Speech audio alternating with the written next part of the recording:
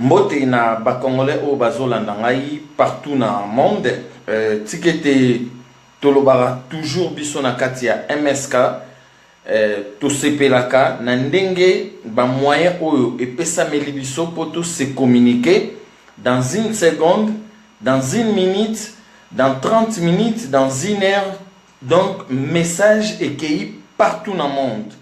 Malheureusement biso ba Congolais tozali ko profiter na ba réseau oyote. Ba koko na biso na traite négrière, ba koko na biso na colonisation, pe ba koko na biso pendant néocolonialisme, donc nouvelle colonisation vers 1950-1960, bazalaka na ba moyen oyote pona ko se communiquer, mais ba bundaki quand même pona Congo.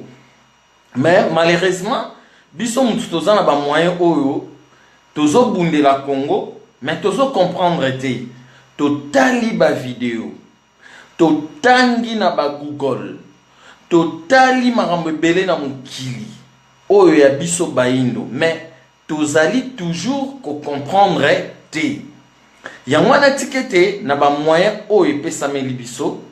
Naye quand même natalisa ba Congolais eloko moko eza na motuya, peut-être ba Congolais ba comprendre te ou ba comprendre ngo d'une autre façon. Vi ndenge ba denatira biso na mokili. Yango na bomoni ngai na che titre ya live oyo nazo sala pona ko se communiquer na bino ezali nini, ezali mokili. Donc nature na langue ya domination na langue française. Donc mokili ezali esika o biso batu to vandaka. Donc photo eba esika o biso to vandaka ezali nini effectivement. Pona ba o bazolanda baeba ki ngana zoloba nazali mutu oyo na présidaka un mouvement MSK, donc mouvement sauvons le Congo. Yango na pe nazo profiter toujours tozo pesa message na bandeko tout ba Congolais au bazan na libanda, surtout que MSK dans 2 mois, donc d'ici le 9 juillet toza na mboka tozo kende ko compatir ensemble na ba peuple au bazan na mboka na opposition na pouvoir en majorité. Donc ça veut dire que c'est pas que opposition c'est comment, donc ça veut dire nous serons dans les médias, nous allons parler. Donc il y a l'Akissa, Baimboka au baza sur le terrain, que comment on doit procéder pour trouver solution pour le Congo. Parce que tout le monde batuba militaire nenge na ndenge, batuba lobby o ba koka ki koloba, mais jusqu'aujourd'hui tozo sombré toujours dans l'histoire. Tozo mona kaka nenge maramozo que les soit disant ben les mais bon longtemps OK façon au Congo OK nango. Soki tosali makasite bandeko loba ke biso mutu tozali banda tokoza l'épargner, mais batu o baza sur le terrain, donc Congo spirituellement, scientifiquement, politiquement ezali ko kende na lolenge ya kokoma lokola ba Libye, lokola ba Syrie, ba lokola ba Irak ndenge ezali, parce que na cadre géopolitique na mukili batu ba yebi richesse colossale au Congo ezali na yango. Donc na démocratie surtout au biso to landa yango mtememeli biso ba 700 partis politiques tindenge lelo to komi makamba ba élection to zo bendana to zo sala boye bozonga ba élection mabe bozonga boye mabe. Donc lelo kutu ndenge za boye par exemple batu oyo ba na opposition balingi ba élection te parce que machine à voter ya Corneille Nanga ezali tricherie.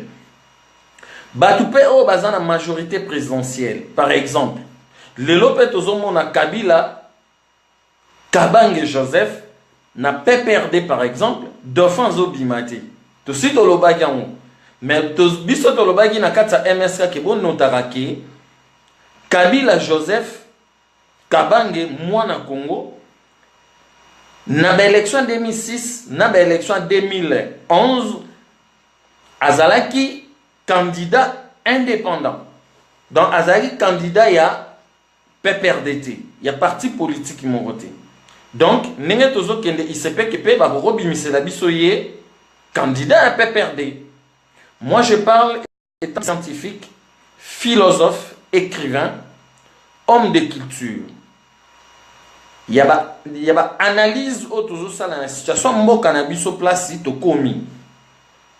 Donc il se peut que bakoro bimisela biso Kabila Joseph Kabange na moment oyo candidat il y a PPRD parce que azala na des élections 2006 2011 azala candidat indépendant.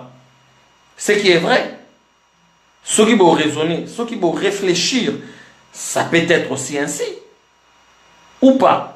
Donc voilà, situation Congo bandeko, nenge tozo kende nango, ya wana ba vidéo obiso zusara na kati ya MSK, ya enseignement ya peuple Congo parce que peuple Congo pour na diriger lelo, il faut azala enseigner. Biso na kati ya MSK to sala enseignement wana, ça fait au moins depuis 2010 ti lelo. To bandai ko sala enseignement, enseignement n'est s'amplifié depuis 2012 ti lelo, to tarisi ba congolais. Donc, ce que le peuple congolais a enseigné, a retrouvé place aux memaye pour diriger, pour retrouver pouvoir spirituel, pouvoir scientifique, pouvoir politique, eux quoi mener social na économie pour retrouver bonheur, pour retrouver intérêt supérieur ya nation pour retrouver bien-être naye. Donc, il faut d'abord, peuple congolais, azala enseigner. Yangwana biso na kati MSK enseignement wana, tozo kende nango dans 2 mois, na mois de juillet awa, na mboka to kende ko continuer yango. D'abord, ya rotali sa pouvoir en place, et puis opposition, na société civile, na média, na ba conférence, que situation mboka ndenge zali, d'abord, na ami ya mboka ou dirigeant mboka ou eza constitution, il faut elongwa. Na muto mboka ba scientifique baza batamaye le bazali tout ça là une nouvelle constitution parce que constitution eza na muto mboka et comment libanda et comment na ba valeurs culturelles traditionnelles na ba mœurs et puis ba coutume na ba principe ya ba congolais. Donc ça veut dire et comment na bongo na bisoté na maele na bisoté. Donc bref, voilà un peu sommaire na pesibino na kati ya oyo tozo solo la lelo na pourquoi oyo na ba média oyo na ba station o ba biso ba logo to se communiquera vite fait malgré tout biso ba congolais tous a profiter na ngote. Donc voilà ba congolais partout dans le monde aux Hollandais, aux en Amérique, aux en Europe, na Canada, na Asie, na Afrique que boyeba nature et nikoloba nini ba o bovani na libanda botala ba espace ba environnement boana ngo ba développement sur le plan économique, social et puis culturel, politique, tout ce qui se développe na kati ya société et outa na nature so nature wana batu ba banaki développement na yango. Donc so tolobi nature quelque part pour saisir spirituellement nature eza nzambe. Pourtant ba kongole bolobaka nzambe bomitu na siko nzamba zala wapi. Siko ba bimisela biso binope ke nzambe azala likolo na ciel. Mais or que nzamba zala wana te. Nzambe plutôt nzamba zala kuna te. Nzamba zala na biso tout autour. Nzambe aza donc nzambe tozolo baka nzambe donc c'est un esprit en fait. Dieu donc nzambe o biso to benga ke nzambe mpungu bankulu donc aza invisible. Donc celui to bi nzambe aza invisible donc Saint-Esprit donc ezana biloko mibale invisible na mukili.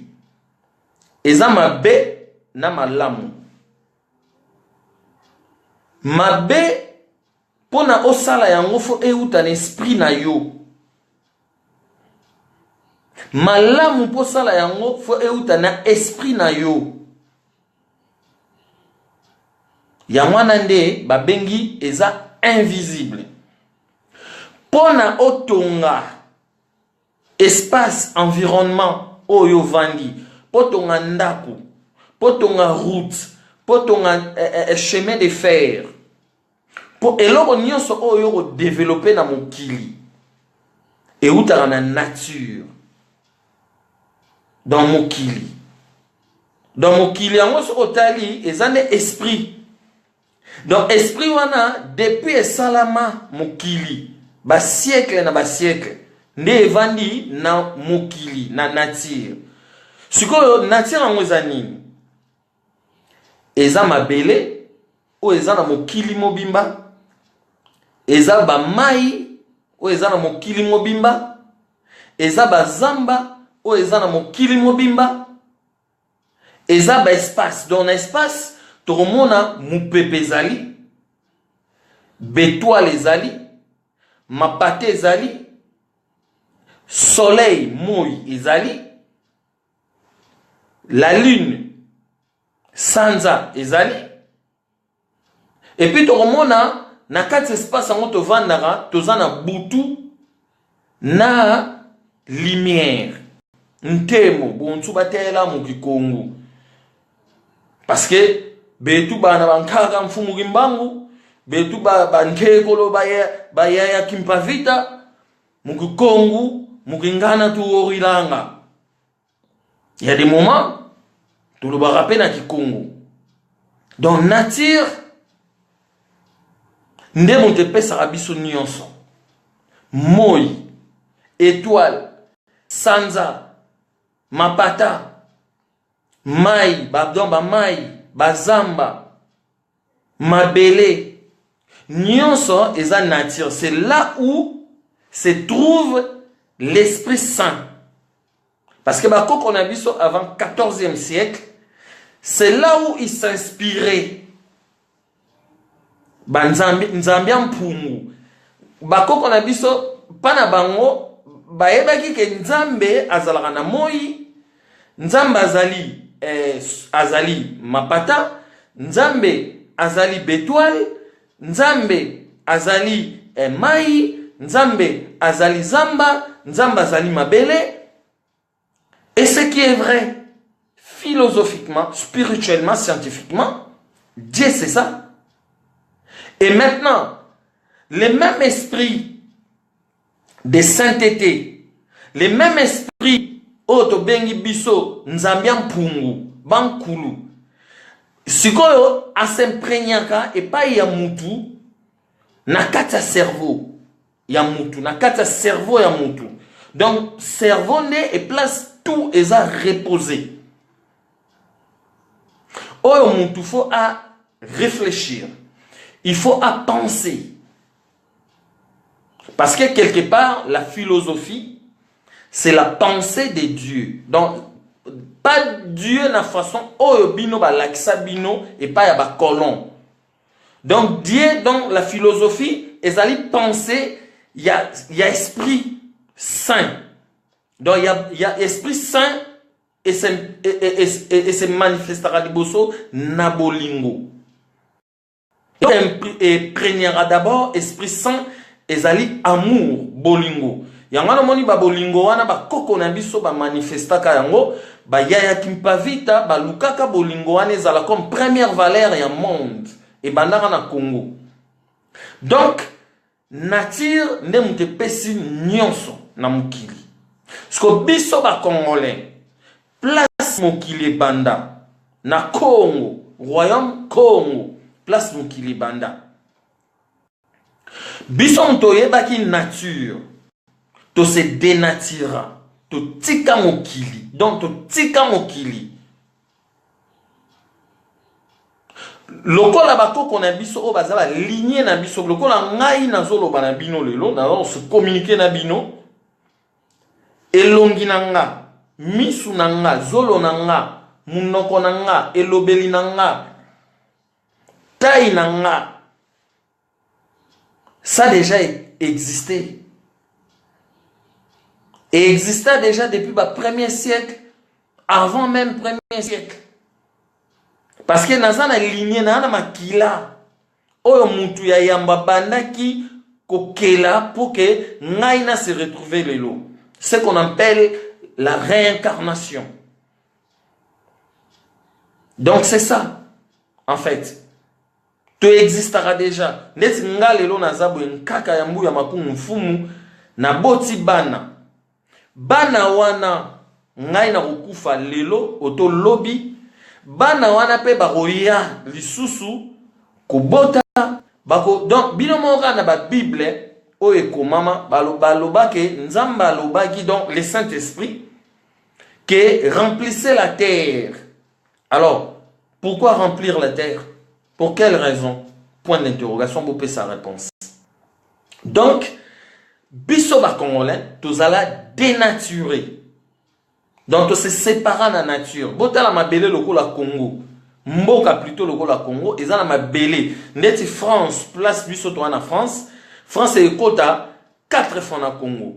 Bandeko o bazana Belgique. Belgique et Kota, 80 fois na Congo. Maintenant, on peut se donner un exemple, moi, qui pour na l'accès, nous n'engagons tous à la séparer na nature, tout qui para richesse ou en athée, bénédiction en athée, ou pesame la biso, dès la création, il y a mon kiliango. Ezali nini. Par exemple, Moutakou Fina Liège, un Congolais, aza belge, d'origine congolaise. À Koufina Liège, celui aza belge d'origine congolaise et qui na testament naie, alobaki gen na kufa na ngai kaka na barukunanga plutôt na Belgique.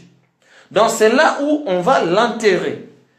Et qu'est-ce que la personne après sa mort, qu'est-ce que la Belgique va faire? On va l'enterrer à 2-3 kilomètres. À 2-3 kilomètres, on l'enterre. Mais c'est un Congolais, donc c'est un Belge d'origine congolaise. Mais les mêmes Congolais où la Belgique va rentrer 80 fois au Congo, s'il est mort au Congo, au lieu qu'on l'enterre à 2-3 kilomètres, on va l'enterrer à 70 à 80 kilomètres. Vous trouvez ça normal? Et tandis que on a une vaste plutôt terre plus que la Belgique. Donc là, on va parler maintenant des problèmes d'organisation des funérariums. Parce que nous ne sommes pas organisés de ce côté-là.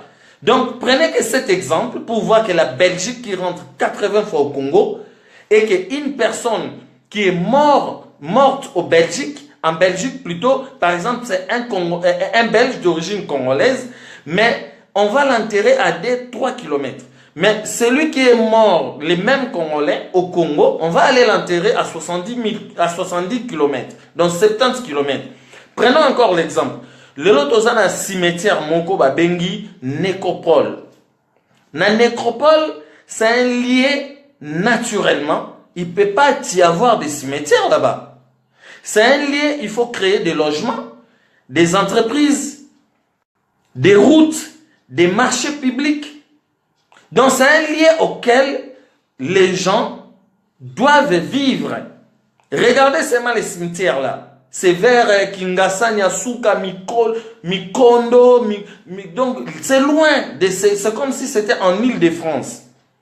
Mais là-bas, on est en train de rapatrier, c'est comme si on rapatriait les Congolais là-bas. Or, c'est un lieu qui doit y avoir des chemins de fer, des autoroutes, qui va venir jusqu'à la capitale, à Kinshasa. C'est un lieu qui doit avoir des logements sociaux, qu'on doit construire parce qu'il y a des logements sociaux. Il n'y a que nous les Congolais aussi qui peuvent le faire. Parce qu'on a des constructeurs. On a les gens qui ont étudié à IBTP, Institut des travaux publics et des bâtiments. Mais on ne s'intéresse pas parce qu'il n'y a pas d'organisation. Donc voilà, mes chers amis, Bande Konanga, Lelo, Naero, Lobelabino, Marometali, Nature. Donc voilà cet exemple. Na pesika ya muke pona otali semino Belgique on décote à 80 fois mais bakenda kunda batu à 3 km mais biso mutu to na mabele munene donc voilà donc c'est ça. Donc on s'est séparé aussi de notre nature comment? Donc on a oublié ce qu'on appelle les traditions, les cultures, les mœurs, les coutumes, les principes. Moi, j'ai toujours un livre que je brandisse. Ce livre-là, c'est Lilian Thuram qui l'a écrit. Lilian Thuram, c'est un footballeur français, né en France, donc en Guadeloupe. C'est un Guadeloupéen. Mais ses parents ont été déportés vers 1500 pendant la traite négrière. Son livre est là. Mes étoiles noires, de Lissi à Barack Obama. Là où il est en train d'expliquer, le premier homme a existé au Congo. Pas au Congo, mais au Congo. Voilà, j'ouvre toujours cette page pour montrer aux Congolais notre niveau, comment nous sommes dénaturés de la nature. Nous ne savons plus inventer, nous ne savons plus créer. Nous ne savons plus innover. Or, nos ancêtres, avant 14e siècle, ils inventaient, ils créaient. C'est là où l'homme blanc est venu, vers 14e siècle, revivre ce qu'il avait vécu à l'Égypte. Voir si réellement c'était ça. Et ils ont revenu rencontrer nos ancêtres. Ce n'est pas que, comme on dit, en 1482, c'est Diego Cao qui a découvert l'embouchure du fleuve Congo. Non, c'est faux. Parce que nos ancêtres connaissaient l'embouchure du fleuve Congo. Donc, les Blancs, les Portugais par exemple, ils sont venus rencontrer un peuple. Et le peuple là, c'était qui? C'était des Congolais. Qui inventaient de leur façon, ils avaient leur culture, ils avaient leur langue, parce que la première langue qui se parlait au Congo, c'était le Kikongo. Ce n'est pas les Blancs qui nous avaient montré cette langue. Et c'était une langue d'inspiration. Nos ancêtres s'inspiraient, créaient, inventaient par cette langue. Et ils savaient aussi l'écrire. Et maintenant, au jour d'aujourd'hui, photo loba français, photo salaboy, tozong saboy. Bref, tozala dénaturé. Toza séparé na nature. Oh, toza na mabele. Oh, ba bengi fruit. Tout consort. Kobandara na fruit, par exemple, il y a tondolo, nimi, tosala na ngwelo ote.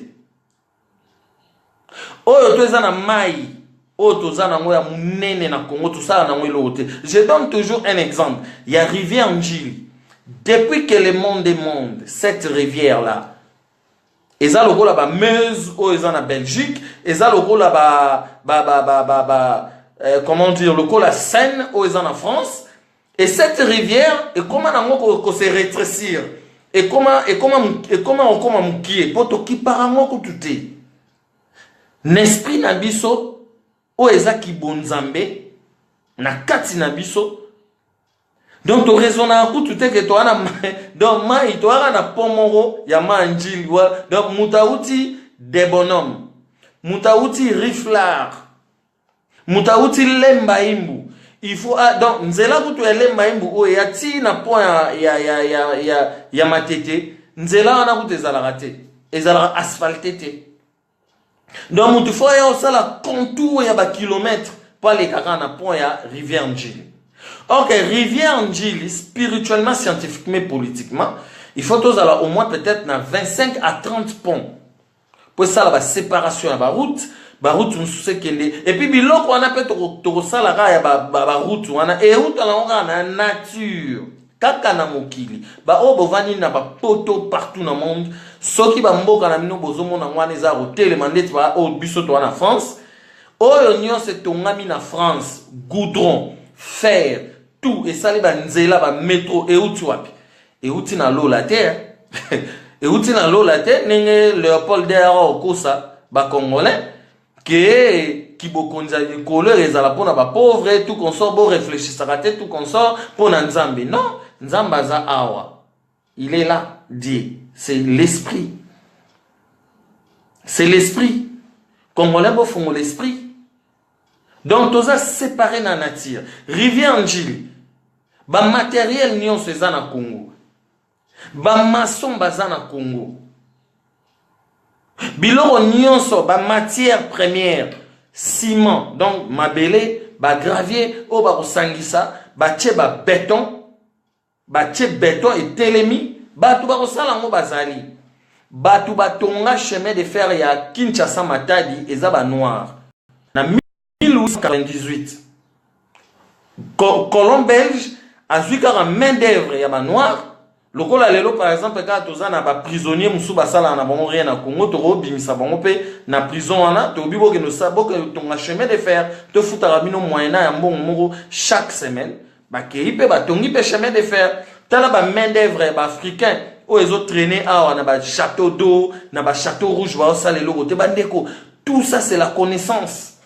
Autant la sala atala raseka rabiso. Ce n'est pas que ba marche wana o boké na raso na banzele sauver Congo, rien du tout. Donc aux ala séparer na nature ba koko na biso ba eba ki invention tout consort. Non, tous ala naturé. Muto a dénaturé biso sko beaucoup plus ezali l'homme blanc. Pour ayeba ki ce qui s'est passé na Égypte. Tant bango ba bimi Égypte ba kei ba ebi ke biso ma mtozo sala to zwa ki kuna.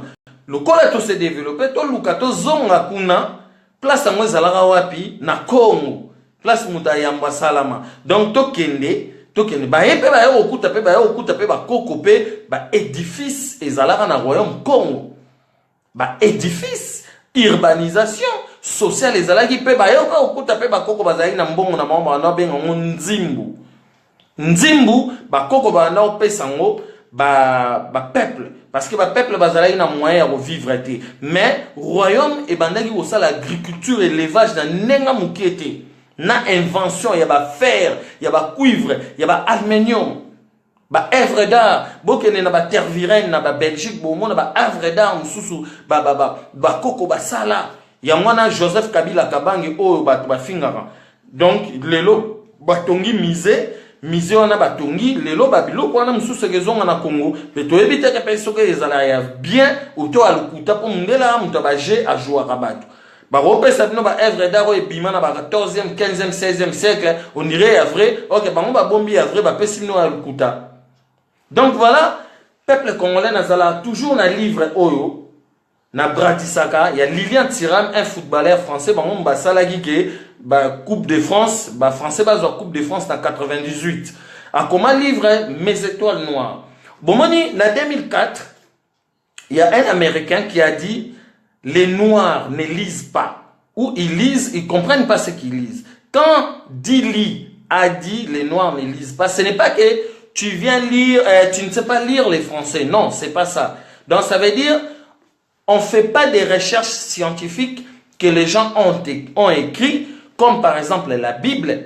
Parce que nous fions beaucoup plus de lire la Bible. Si tu dis à un Congolais, ce qui s'est passé par exemple en 1950 au Congo, ou le 30 mai 1960 au Congo, il ne saura pas. Mais si tu dis à un Congolais, donne-moi dans Matthieu, tel, qu'est-ce qui est écrit là-bas, il va te donner tout de suite. Mais ceux qui parlent, les livres qui parlent de son histoire, que les Noirs ont écrit, et les Blancs, ils lisent pas. C'est ce que Dili a dit en 2004, cet Américain-là, il a dit les Noirs ne lisent pas, ou ils lisent, ils comprennent pas ce qu'ils lisent. Mes frères, tu peux lire un livre du début jusqu'à la fin. Comme ces livres, ça est dans des 400, presque 500 pages. Tu peux les lire du début jusqu'à la fin, tu ne comprends pas. C'est comme les Congolais qui lisent aussi la Bible et les Noirs, ils ne comprennent pas la Bible. Donc il faut soit l'écrire en Kinkongo ou en français, plutôt à Lingala. Et là, ils peuvent comprendre. Mais les Français, ils ne comprennent pas les Noirs. Parce que même ceux qui ont écrit que les êtres humains, c'est pas Dieu, c'est pas le Saint-Esprit qui a écrit la Bible. Non. La Bible, il a des feuilles, il a une couverture, c'est écrit par l'encre, c'est l'homme qui a écrit ça. Donc quand vous disiez que la Bible a été inspirée par donc ça a été inspiré par l'homme lui-même qui est Dieu, qui est l'Esprit. La même Bible dit que non, Dieu créa l'homme à son image. Mais l'image de Dieu maintenant, c'est quoi? Donc, du Saint-Esprit. Donc, c'est nous. Et il a donné la nature, on nous a donné la nature, tout, mais on n'arrive pas à se saisir de la nature. Je vais vous lire les livres de Lilian Thuram, que je brandisse à tout moment, mes étoiles noires, vers 53e page, les Congolais qui n'ont jamais écouté. C'est un livre qui est sorti en 2010. Écoutez ce qu'il écrivait, cet écrivain, qui a aussi une association du racisme. Donc, ndenge bozomona ba mindele ba grand diable ba sanguinaire. Oh bozomona hier ils ont expulsé un Congolais de Londres par rapport soi-disant quoi. Mais on vous parle tous les jours que l'immigration, c'est l'homme noir qui connaît l'immigration. L'homme blanc ne connaît pas l'immigration. Pourquoi? Parce que l'homme blanc, il n'a pas l'amour là que le monde cherche. Parce que c'est nos ancêtres qui les ont montré l'immigration. Et ils pratiquent l'immigration par l'hypocrisie, par des lois, ceci, cela, machin. Mais nous, nos ancêtres, ils les ont accueillis au royaume Congo. Même Jésus, que vous priez, Jésus a été réfugié en Égypte à l'âge de 2 ans. Il a vécu en Égypte pendant 14 ans. C'est à l'âge de 16 ans qu'il a quitté l'Afrique. Quand le roi Hérode tuait les gens. Jésus, il a mangé la nourriture africaine. Il a bu l'eau africaine. Tout. C'est les Noirs qui ont commencé l'immigration, la véritable immigration. Accueillir les étrangers, les protéger, les donner à manger, les sécuriser, tout qu'on sort. On les a accueillis, mais regardez comment, maintenant, ils accueillent nous les Noirs dans leur pays. Vous voyez, hier on a menotté un Congolais, comme on nous menottait au 14e siècle. Ça s'est passé hier. Pour qu'il rentre, malgré que la personne, les compatriotes, il est en train de dire que non, ben, j'ai mes enfants, tout comme ça. Je ne sais pas ce qu'il a commis comme crime, ou comme délit, je ne sais pas. Mais on lui a menotté pour les rapatrier, l'expulser. Mais je vous rappelle que les Congolais, quelque part, notre malheur, c'est nous-mêmes. On a connu pendant la libération du Congo, le 17 mai 1997, on a eu un directeur général. Je l'ai publié dans ma page. Pierre Yambouya Lotika Kibesi. Mais il avait prévu, il a prophétisé même. Regardez dans ma page, vous allez voir. Il a dit que nous ne voulons pas. Il a parlé avec des Sarkozy, tout le monde, dans tous les 5 continents.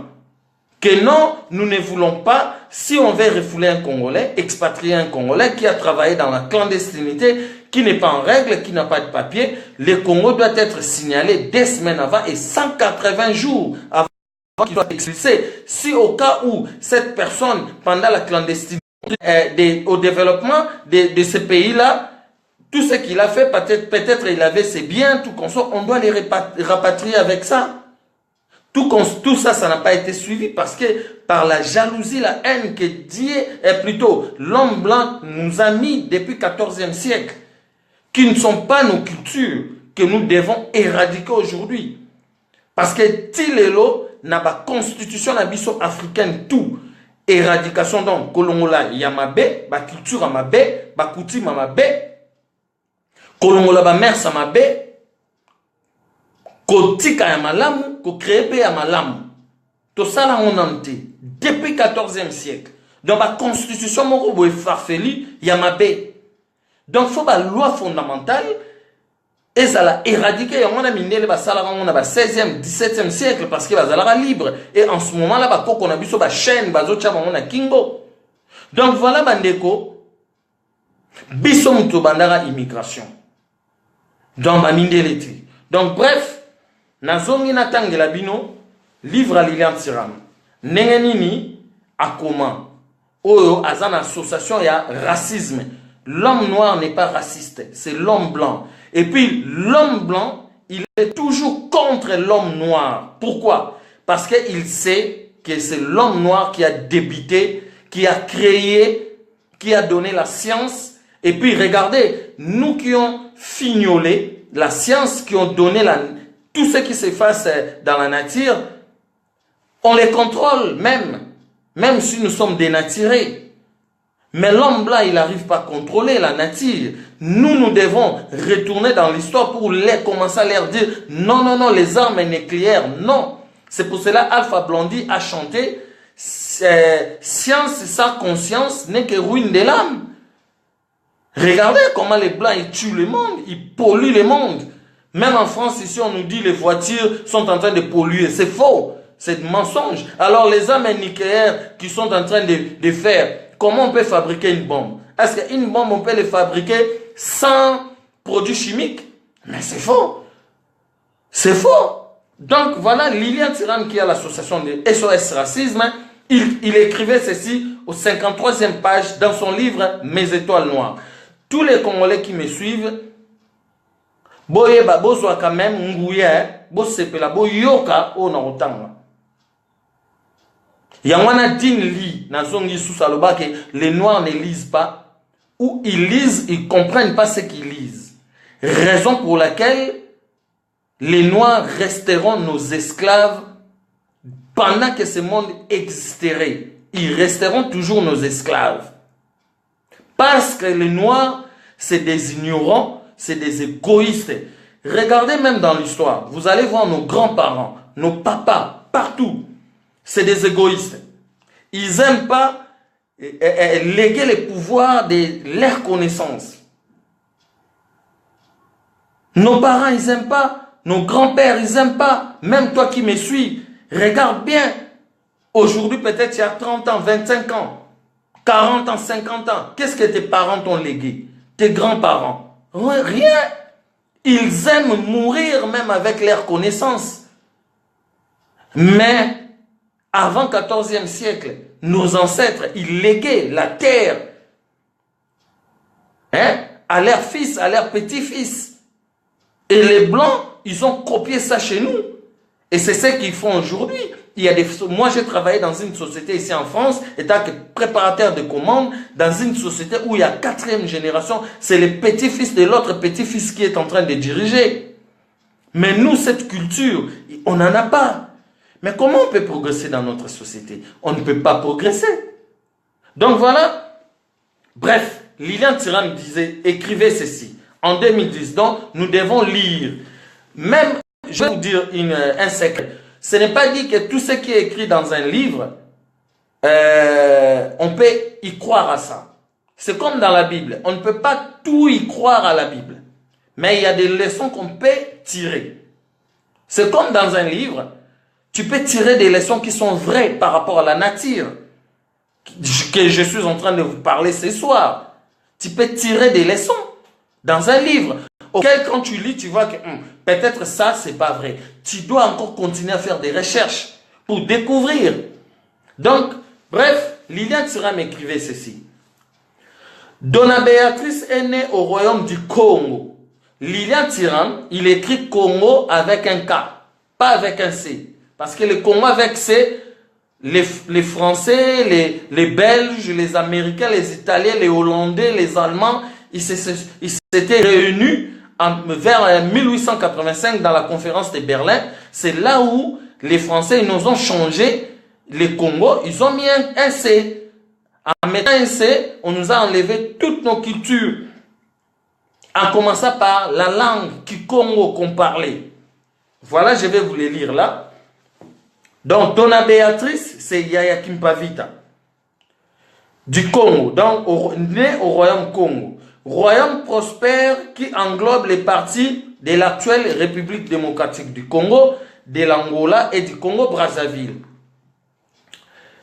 Soit environ 300 000 km².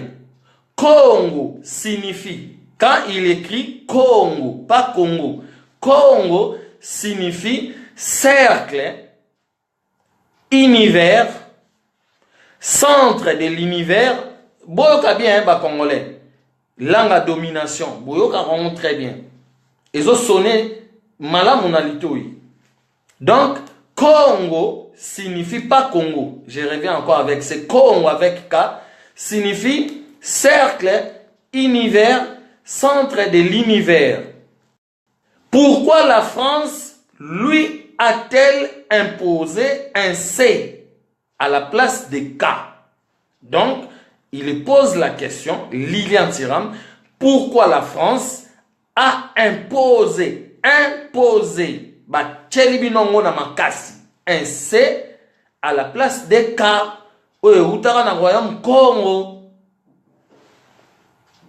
En mettant un C, donc à la place de K, après avoir la conférence de Berlin, vendre le biso, mêler le biso, café, whisky, bière, lié, camembert, biso lelo tozo ye, te nengeni toko vendre la bango, minele, po biso poto sa la mo guetapan, po sa la biso guetapan na nenga mukete na conférence de Berlin. Donc vandi bazo mela pendant 1 mois et demi, 2 mois, melara whisky, rhum, melara don bazo langwa po ya ko kabola Afrique. Mais lelo biso na mabe na biso, na malamu na biso to yebi te ninge to ska Kabila za Rwandais, Katumbi za Rwandais, Félix Tshisekedi à la moi sa rwandaise. Mais peuple congolais, reviens sur terre, reviens dans la nature, posant la nature, tu vis pas dans la nature, reviens dans la nature. Donc voilà, ne place la tchela biso C, na conférence de Berlin. Tant que C, place to bunga. Bien, malgré tout, il y a déjà au bungi sabiso vers 14e siècle. Pour conférence de Berlin, ça y a 18e, 19e siècle. Donc, pourquoi la France lui a-t-elle imposé un C? En mettant un C, on dénature l'essence du pays. On dénature ses femmes et ses hommes. On falsifie l'histoire millénaire d'un peuple.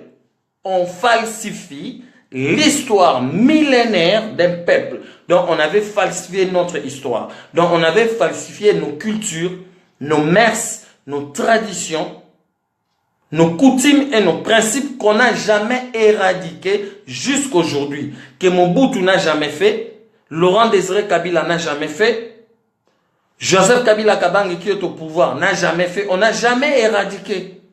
On n'a jamais enlevé ceux qui sont mauvais et mettre ceux qui sont bonnes et créer encore d'autres parce qu'il y a des cultures qu'on peut créer. On crée qui correspondent avec la société, avec l'environnement, là où vous vivez. Nos ancêtres aussi créaient des bonnes cultures qui correspondaient avec la nature. Donc voilà. En mettant ainsi, on falsifie l'histoire millénaire d'un peuple.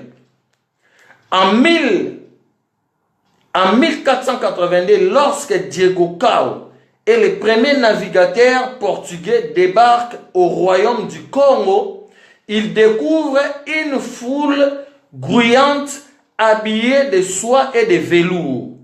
Bon, donc, le long net na lati, ezana batunsu so na lati veste, na lati cravate boye, batunsu alobanga na lati biloko mindele. Mais les tissus, ça a commencé en Égypte antique.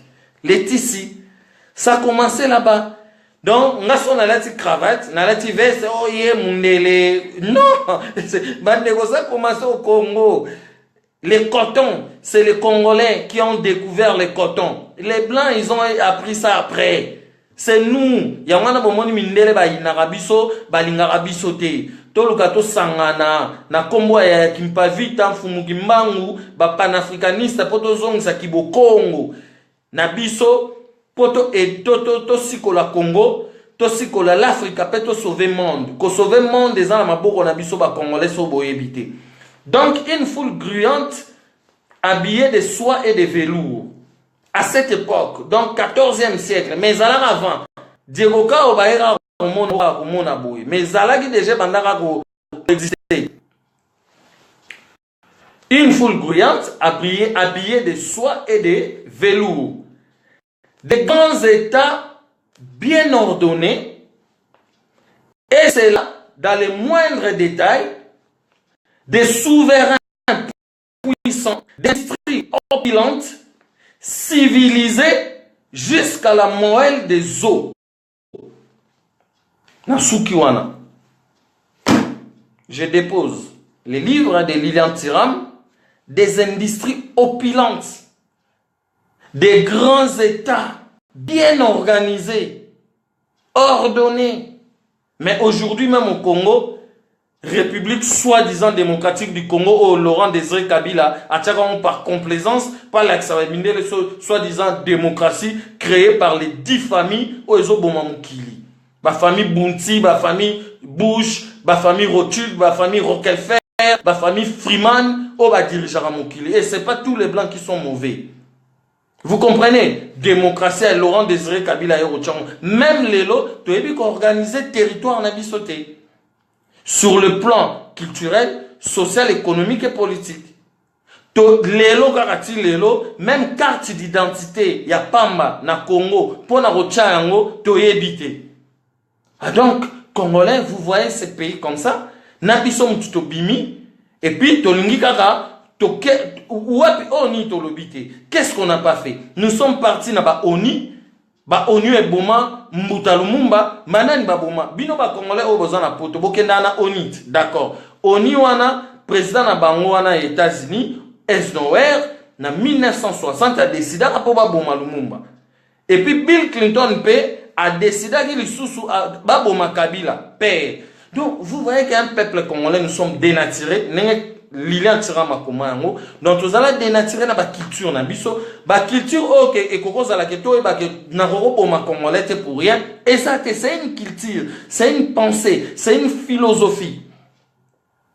Mais ngaiboe par exemple un kaka ya mbuya makungu fumu, lelo na roko ma mukonzi na Congo, so na bandiko tonga Congo, so na zui ba idée to tient en place, to tche par exemple to bando tcha ba pont na Mayanjili, na rivière Njili. To tracer ba traçage qui n'est ba province tout comme ça to bandi ko ça l'agriculture to bando kota par exemple na forêt équatoriale to zo ba nzete to bana ko tonga to ça ba ban to fournir ba école na république mobimba na Congo mobimba siko ba ngunia na biso baza ya liboso ba mindele ba kotinda yo mutozo landanga oya ko bomanga.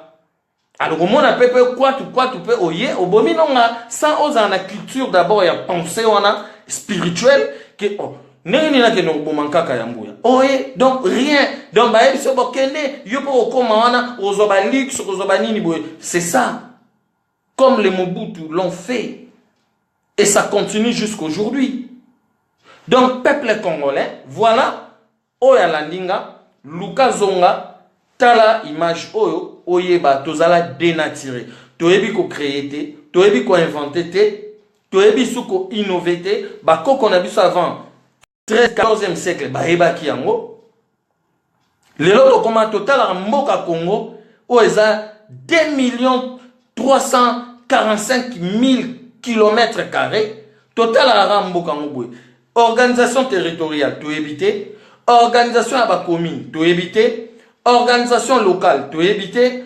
Organisation à peuple na biso, tu éviter. Kosa la plan social, planning familial, tu éviter. Kosa l'économie, par exemple, to kenena mai, to ba na kosa la pêche. Bambise comme belé et inondé marché pour loi à l'offre et de la demande pour monnaie et la stabilité comme en valeur. Parce que loi à l'offre et de la demande, so bilo raison mouké na marché, so qui bo inondé marché. Biloko prix ekitaka mbongo comme na valeur to éviter donc total la mindele ba maître spirituel na biso. Donc voilà peuple congolais to luka to zonga na nature na biso eux ezali lolenge ya ko réfléchir ya ko penser biso sko ba ya ko kosa biso ke nzambe azalaka na likolo. Non, Dieu est tout autour de nous. Nzamba zali moi azamu pepe nenge na lobby tout au début ya kosolola na bino oyo nzambe ye wana soki yo sikoyo ozokende ko prier ko fukama ko senga tous les jours botala nanu nga to sala ba vidéo mususu to la kisaba ndiko tobi mais nzambe sa sala nzamba oyo sala ba prière donc bino siko nzambe vraiment pona asala nzambe il faut soko prier lelo. Donc, Nzambe pour à répondre yo, faut à répondre yo dans 20 ans, dans 15 ans, dans 30 ans. Est-ce qu'il y a normal? Tandis que Ozanango, bosiko yo na poto, na bamikilio to bimi. Combien de prières au Bossala pour que nous soit par exemple les logements sociaux? Pour besoin, par exemple, emploi. Parce que bango mutu ba créer yango. Neti biso na Congo to ba emploi est belé. Ba industrie auto sala. Industrie à dentifrice pour car na nzeta minu. Tondolo ya pamba to éviter l'auto sala nango. Masanga mbila o eza vin de palme. Industrie nango nanto salade. Rivière Njili wana kaka na lobby. Ceux qui te lobby to tchaba pont aujourd'hui lelo et créer combien d'emplois? Ba société n'unité to wana na Congo, public à l'état, o e kote saka mbongo. O ke mbongo wana soki eza géré et ko pesa social n'unité pa ba congolais. Ba mama mususu o bazana ba province. Chaque province dans Congo o ba lelo 26 provinces. C'est bien. Bota la rara na constitution o depuis 2006, Balobara Bacha 26 provinces, Bachate, Bayer Ochangoka, il y a de cela 2 ans passés. Et puis peut-être Bachango, Congolais, communauté, et ça pour la balkanisation à Congo. Donc, Congolais, c'est pitié. C'est pitié, Bandeko. C'est bien, mais donnons l'autonomie, il faut topper sa autonomie dans chaque province. Prenons seulement, exemple, la province, il y a Équateur. Et place deuxième forêt, il y a monde, et ça, la banzete. Banzete, depuis que le monde est monde, Toyeba, Toki Paraté. Bois Pikoko o ya découvert nzeta minu. Par exemple, plante des dents. O ele qui tous les nzete na mukili. Ya minu. O so le loto continue industrie. C'est simple. Industrie, comment on le fait? Donc, faut pas ça la entrepôt. Batu ba ça la entrepôt. Entrepôt ba ça la on a ba bloc. Donc on a ba mire. Bogo ça ba entrepôt manzanza. Bo matisi manzanza bo sali. Bo sali entrepôt. Bozui esika o nzeta minu e bimaka. Soke botaka mukie, fobo lo nango lisusu ko mebele. Bonzwango, batu o babandoko lo nango baza, eza emploi. Batu pe babandoko longo lango, eza emploi. Batu babandoko préparant ko chango soit na ba sac, ba nini po batine nango ekene na industrie, eza emploi. Batu pe bazana kati, ba chimiste wana po ba mama ba o baza na Congo pe belé baza ba chimiste, ba biochimiste pe tozana bango ba belé basala ba diplôme, bazali. Na kati ya entrepôt wana batu pe batonga ngo bazaka na Congo bozui botie ba citerne donc ba tonneau oye ba kotokisa nzeta minu bo récupérer jinango botie bicarbonate botie charbon et ça l'identifrice allez bozui emballage botie bokomi nzete ya minu bokanyango photo botie Bozi moi photo ba maman o ba sala ki ngo botie na emballage ya dentifrice. Dentifrice ana soki muta niki na ngo minu. 2 jours 3 jours minu eteli. Malama muta bandi bosa na Colgate bandi bosa na Signal nzeto ana ezaka na Congo. Mutu pa découvrir on a ba koko na biso to yebi ete. Culture wana pe tozalaka na ngote mais a na mboko to vani bo kele boye ba tchaka ba plaque bi place moko muto asalaka boye muto azongisa boye parce que toza dénaturé même Lumumba ya Lumumba ezalaka kombo na été kombo ya Lumumba ezali Isaïe Tansumbu oyo ba parents na ye ba pesa ye Tansumbu kombo ya Lumumba zwaki yango kaka po traverser nakati ya mboka na akomaki réfugié pas qu'il est dans la province orientale, pas qu'il est dans Léopoldville, pas qu'il est dans la MNC. Mais est-ce que si tu es érigé déjà dans le monument Lumumba Moro, tu zois, mais biso MSK na juillet, so ki tu as une autorisation, tu as une plaque, il y a combo, il y a Lumumba, il y a naissance, il y a Tansumbu Ezaï, Michel Lumumba, moi, nané à Liboso, à Lobayango. Biso tozana ba preuve scientifique on a to kochango donc ba culture on a tout to ebité to bosana mais ba koko na biso ba mandako cha bilembo au moins ba cha trace mongo sika mongo boy au moins ba cha mwasini mongo boy c'est ça donc bandeko culture to bosana toza dénaturé to se séparer na nature biso to croyaka ke soko fukami obandiko ko prier botala exemple ke prière ndeka na lobi. Comment Nzamba Gogo répondre Batou après, par exemple, 20 ans, 15 ans, 30 ans? C'est impossible. Dieu n'est pas là. Nous-mêmes, nous sommes des dieux. Tous en a Saint-Esprit. Tous en a Misu. Tous en Mona. Pour n'ani ba chao Misu. Pour n'ani ba chao Zolo. Pour n'ani ba peso Mounoko. Pour n'ani ba peso physique. maboko na makolo po osala olukotala na paradis terrestre. Toza na kata paradis, mabeleza paradis bandeko. Oyo bakosa biso pa ba mindele soki paradis na likolo, eza lukuta, ça n'existe pas. Ça n'existe pas. Bano tobotaka ba mobimba na biso. Bana wana baza ba vie éternelle parce que biso to koleka bango batikali. Ngayo na lobi ndenge na lobi na katikata ya video oyo na exista déjà na morphologie nanga na elobeli na ngai Papa Wemba par exemple o atiki biso cet artiste 2 ans passés il a aussi ses petites filles o bazo yemba bazo bimisa voix ya Papa Wemba hein. Vous cherchez où les paradis? Le Congo, c'est le premier paradis. C'est les jardins d'Éden. C'est le Congo. Les jardins d'Éden, c'est le Congo. Donc voilà, les Congolais partout dans le monde, au place Bozali, tous se reconnecter dans la nature. Tous dans la nature. Bisom to bimi libanda, yangwana MS Lobenga bino, bon se joindre à nous par vos propres moyens. Pas que le gouvernement vous paye ça, non. Tozo kende na mboka na juillet boya kosangana na biso même oyo ba kokende te boyoka boye baba idéologie o ni na kata MSK toza nango poto sala na mboka. Ce n'est pas les prières qui vont changer le Congo. Ce n'est pas l'opposition. Ce n'est pas le pouvoir en place. Biso mutu to bimi to luka to kende ko pesa ba imboka ba ndeko na biso. Joseph Kabila, Félix Tshisekedi, Moïse Katumbi, tous, de Olivier Kamitatu, tous, Jean-Pierre Bemba, même Jean-Pierre Bemba aujourd'hui, il faut réclamer Babimi Sekuna. Dans ce pays, qui réclame pour lui? Personne. Toza dénaturé, n'engena tangi na livre à l'ilantiram. To tika nature, to bossa na nature, bakosa biso pa ba Léopold D, bakosi biso depuis 14e siècle. Donc, Congolais dans la majorité, espoir naïe, et ça a prié. Je n'en disconviens pas. Moi, je peux prier. Quelle prière que je peux dire, moi? Je peux dire que merci à la nature. Parce que Dieu, c'est la nature. Parce que tout, oh, bino ba Congolais bozali banda, pour nasukisa, ba moko bovandi, ils ont construit toutes les matières, oyo, et construit ba autoroute, ba chemin de fer, ba ndaku, boye et outi na nature. Il faut ne mutu na kata cerveau na ye, spirituellement, donc esprit na ye, et ye ba ko saisir yango.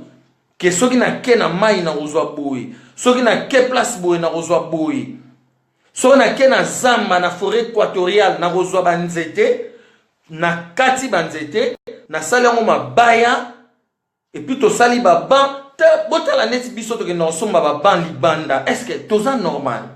Bon mon atelier toza dénaturé. Na richesse bon mengo o toza na mona Congo. Bandeko, diaspora congolaise. Botala bitumba o bobandi ko bundango depuis quand? Il n'y a pas toujours de solution. Pour la haine, pour la jalousie, oh mundela kote la biso depuis 14e siècle. Ti lelo, o ezala ba nature na bisote. Bososo la bandeko. Bososo la. Kanda te mute koko résoudre problème à Congo. Mindele bazo kosa ba Congolais to bazali banda. Place ni nte bokei. Boke na ba ONU, boke na ba parlement européen, boke na ba parlement français, boke na ba parlement ba belge, bolandi ba nani ba ministre des affaires étrangères, il y a Belgique. Nani te bolandi si ma pobo akize ke baza ba auteur, il y a pas problème na biso. Échanger le côté. Bandeko, solution à Congo, c'est pas na biso, na boyokani, na unité. Tozo belle l'encadre mouvement sauver le Congo. Basambeli, Bokendara Sambela, chaque dimanche. Bokendara Sambela, chaque dimanche. Bibili anabino ana. Oyo mundela mema na Congo. Elobi nini. Ce qui faut pardonner 77 fois ce qui combien. Tomporiolo, na juin 2016. Babimisi Tomporiolo, abimi alobi toko kanga kanyama.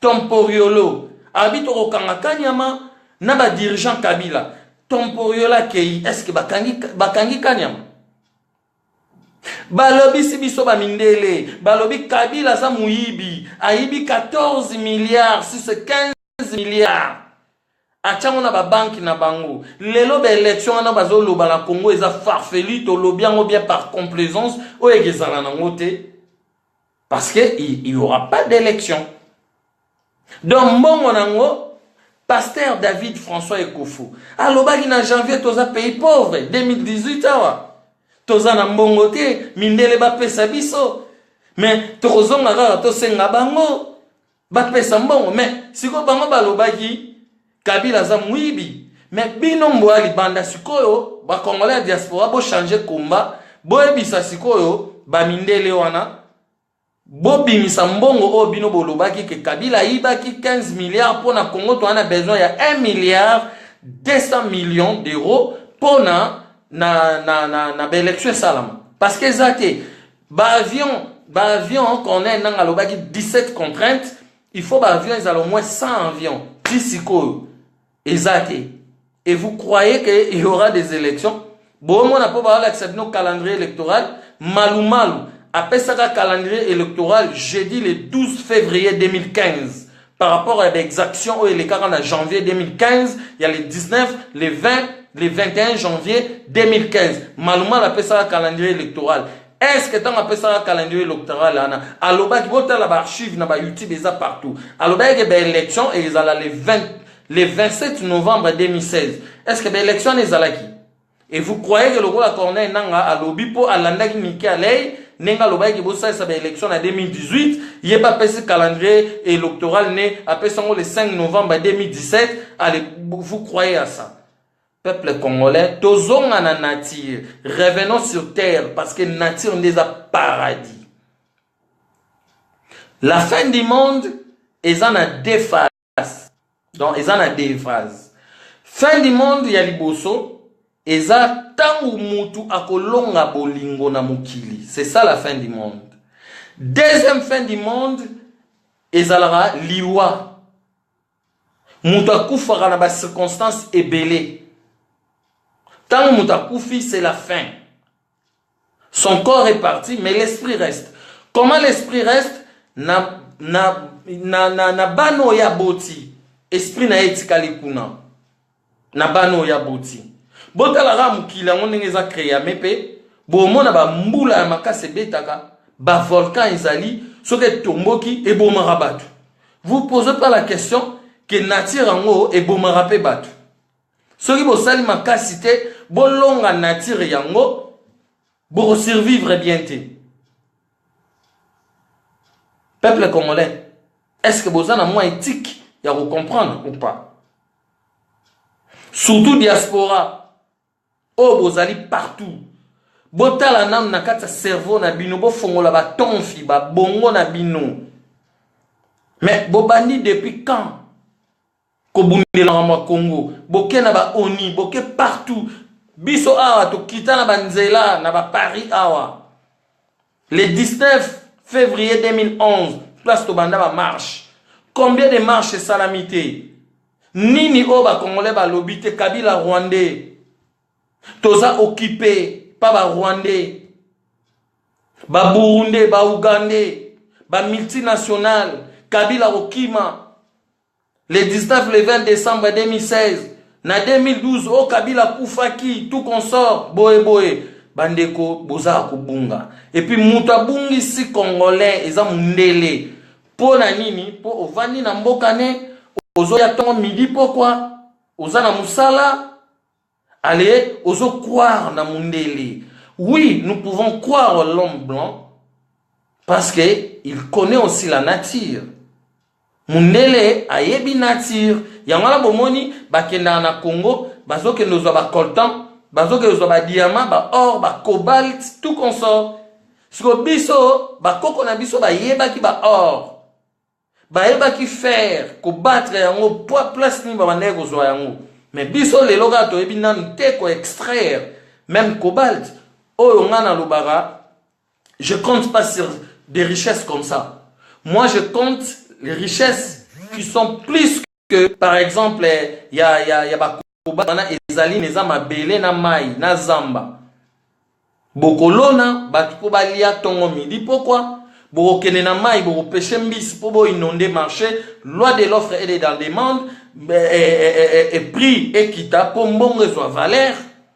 Bokena zamba bokozwa banzete botala na Louisiane na États-Unis Greenpeace toutes les semaines, 2 semaines, bagina rozwa ba nzete na deuxième forêt à monde, forêt équatoriale. Bagina rozwa kuna ba ke tonga bandaku na bache ba moelo na se comme fondation ba matisi yango na ba nzete. Ba nzete to na ngo belé na forêt équatoriale. Wenge ezali ba nzete ndenge na ba nzete ya ba médicaments na ba serpent o baza kuna na zamba wana ya forêt équatoriale. To sala mongelo te po serpent pe sara kisi. Que biso moko na industrie ya médicaments tout ça là rien. Ba combien de chimistes OK na bandundu OK partout o nini te ba ebi ba nzete. Est-ce que si to approfondir yango na kati industrie zéro. Peuple congolais toza dénaturé.